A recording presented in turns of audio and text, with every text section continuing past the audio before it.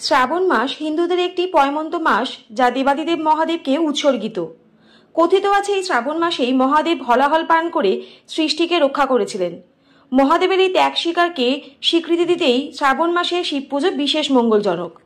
শ্রাবণ মাসে সোমবার শিবলিঙ্গে জল অর্পণ করুন।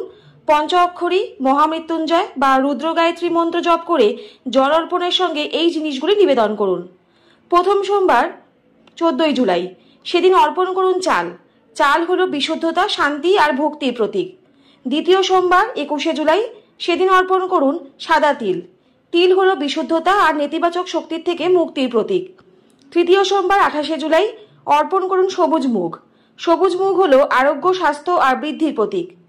চতুর্থ সোমবার 4 আগস্ট, অর্পণ করুন বার্লি। এটি হলো অহংকার থেকে মুক্তি, কর্মক্ষমতা আর উর্বরতা বৃদ্ধির প্রতীক। পঞ্চম সোমবার হলো 11ই আগস্ট, সেদিন অর্পণ করুন ছাতু। এটি হলো সম্পর্ক, স্বাস্থ্য আর স্থিতিশীলতা বৃদ্ধির প্রতীক।